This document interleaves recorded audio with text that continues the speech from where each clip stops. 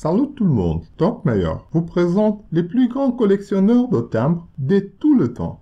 Philippe von Ferrari, né à Paris le 11 janvier 1850, est mort à Lausanne le 20 mai 1917. C'est un célèbre collectionneur de timbres à poste, résidant à Paris de 1852 à l'hôtel Matignon, alors à l'époque appelé Hôtel Galliera à Paris.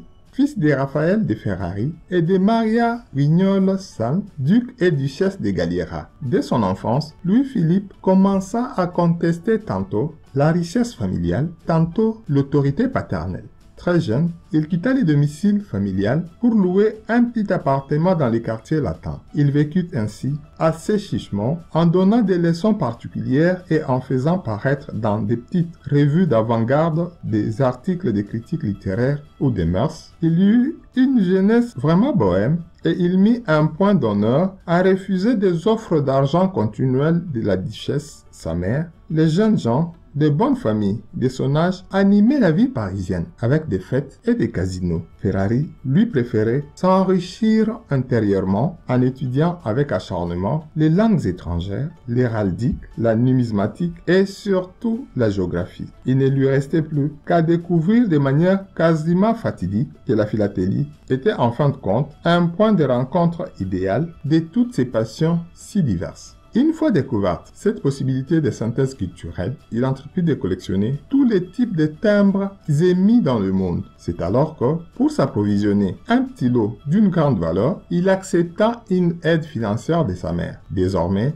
atteint du virus de la philatélie, il céda une seconde fois, puis une troisième. Finalement, il se réconcilia tout à fait avec sa mère et il revint au palais Galliera, où il pouvait disposer de façon adéquate le timbre qu'il acquérissait en quantité toujours plus importante. La duchesse mourut en 1888 en hommage à ses origines. Elle laissa par testament le palais à l'empereur François-Joseph d'Habsbourg pour qu'il en fît le siège de l'ambassade d'Autriche à Paris. Le testament contenait cependant une petite clause, une aile du bâtiment devait rester à la disposition de son fils durant sa vie afin qu'il pût y conserver et développer à l'aise sa collection de timbres. Philippe de Ferrari est l'héritier de la fortune de sa mère Maria Brignole-Sal et celle de son père Raphaël de Ferrari, un collectionneur avisé. Ce collectionneur de sa jeunesse, la philatélie devient sa raison de vivre et il utilisa sa fortune pour se procurer de timbres les plus rares. Il se soignait peu et habitait Paris où, escorté de son secrétaire, il passait ses journées à rencontrer des marchands de timbres qu'il payait comptant et en totalité. Ne discutant pas les prix quand de timbres lui plaisaient, il avait gagné la faveur de ces commerçants qui lui réservaient ce qu'ils avaient de mieux et en gonflaient quelque peu les prix. Il n'hésitait pas à voyager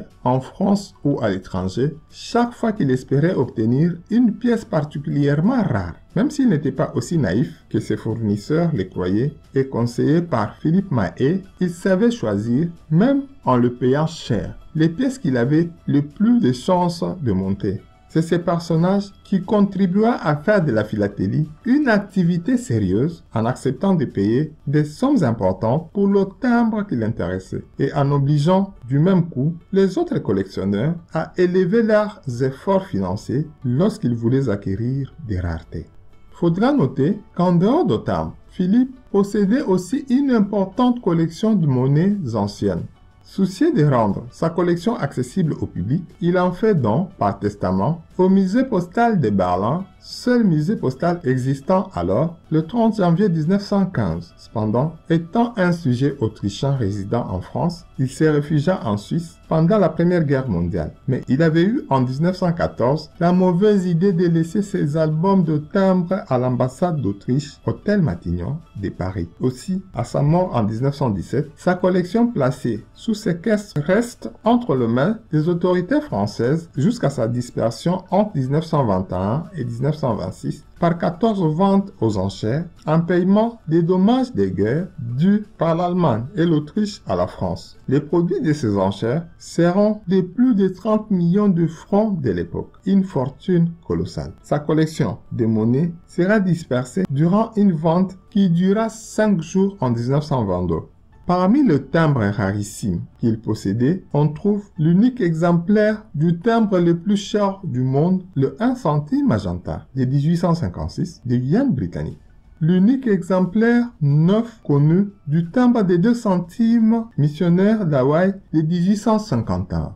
L'unique 13 shillings jaune suédois est l'une des 3 enveloppes des 2 timbres post-office d'île Maurice, constituées d'un timbre d'un penny et le deuxième des 2 pinces bleues. Cette enveloppe, connue sous le nom de l'enveloppe de Bordeaux. Sa collection de timbres de France comprenait l'unique paire tête bêche connue des 15 centimes vers de 1850, des paires avec tête bêche du 1 franc vermillon et plusieurs autres articles rarissimes au monde.